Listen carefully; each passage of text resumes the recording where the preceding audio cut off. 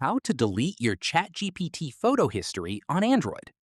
This tutorial shows you how to find and remove generated images from your ChatGPT account. First, open ChatGPT on your Android device and tap on the menu icon at the top left corner of the screen. After that, tap on Images from the menu.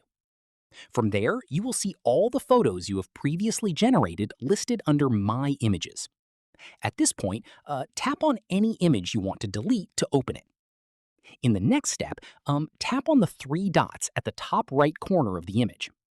Following this, look for the Delete option and tap on it to remove that image from your history. Once done, if you do not see a Delete option from there, tap on Open Chat instead from the same three dots menu.